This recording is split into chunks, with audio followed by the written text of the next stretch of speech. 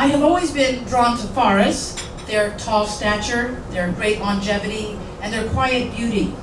Rabindranath Tagore, the Indian poet, said, "The tapestry of life's story is woven with the threads of life's ties, ever breaking and joining."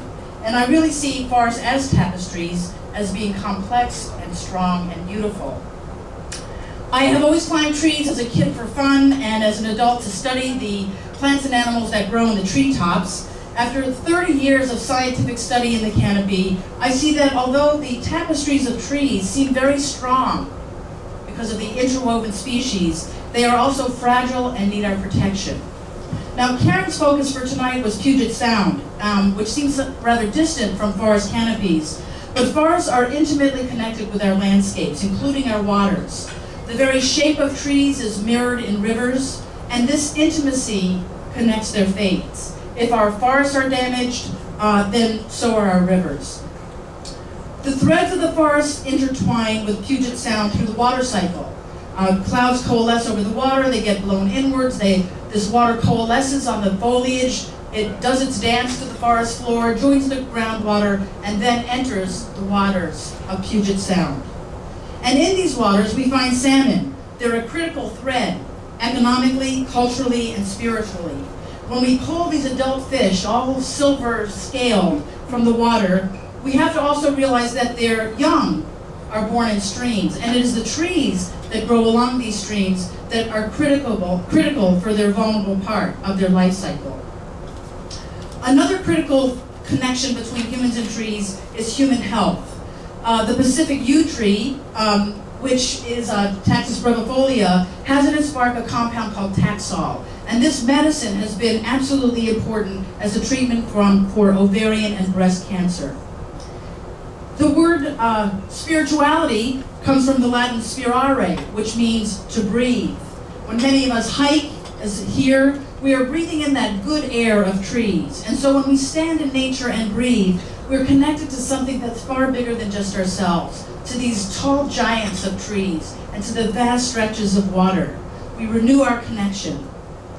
But the tapestry that I spoke of is no longer intact. We face problems from clear cuts, from fragmentation, from urbanization, and I worry about the attraction of our youth for virtual rather than actual experiences with nature. If our sons and daughters don't connect with nature directly, then won't future tapestries be torn, be tattered? And what about people who have no access to nature at all?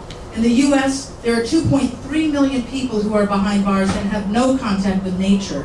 To address this, I started a program called the Sustainable Prisons Project to bring nature and sustainability to the 17,000 men and women in Washington state prisons. We do gardening, recycling, and beekeeping, and this really ties into Karen Kalani's idea about social justice being part of conservation. In addition to those projects, we've also been doing some projects that involve topics of science and natural history. And I'm wondering here if this will now change to the next slide, which is about the lecture series that we have in four about, can I just move ahead, is that right? Yes, we have a lecture series that goes into 4 of our prisons where we bring in faculty members, scientists from the Nature Conservancy, and sustainability practitioners to talk about topics as wide as brown-bear ecology, ant biology, sustainable forestry, and so forth. And this really, we have found, expands their connection intellectually and physically with the natural world. We also have some projects that involve conservation directly. We have placed true conservation project in the hands of the inmates. At one prison we have men raising the Oregon spotted frog, which is then released on protected wildlands at Fort Lewis. And we also have a project that involves prairie plant conservation. In terms of urban youth, another important thread that's often missing from conservation, we engage rap singers to link at-risk middle school youth with forests.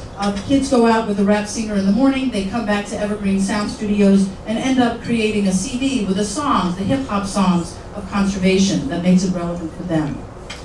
To link nature to faith-based communities, I've documented how trees are described in the world's holy scriptures. And then I present sermons in a number of churches around the Puget Sound, Unitarian, Catholic, Jewish, and Buddhist. And I've learned that in terms of protecting nature, people of all faiths are really of one faith. Linking humans with nature need not be large scale. Just the other week, I went down to a nail salon and got my fingers painted. I asked the manicurist to paint trees on my nails, and after a moment's hesitation, she did that. And so for 2 weeks with these green nails, when people said, Nalini, what have you done with your nails? I was able to talk about trees, their connection to Puget Sound, their link to spirituality, and how Taxol prevents ovarian cancer. So that was a great opportunity.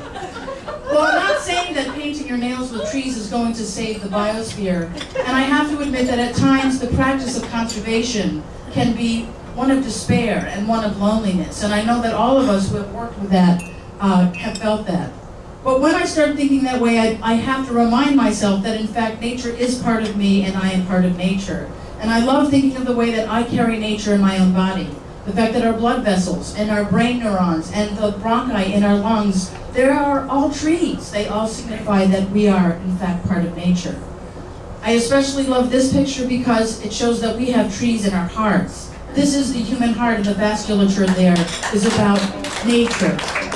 And what I want to say now, I think, is very important, because up until now, I think all of us women who have spoken rather generally. But I would like us really to think about now, moving to some of the concrete things that we can do as women, as mothers, as aunts, and as nieces. That we can join the Nature Conservancy or some other conservation group. We can write a check for a particular campaign. We can call the development office at the Nature Conservancy and say, I'd like to get a gathering of women together.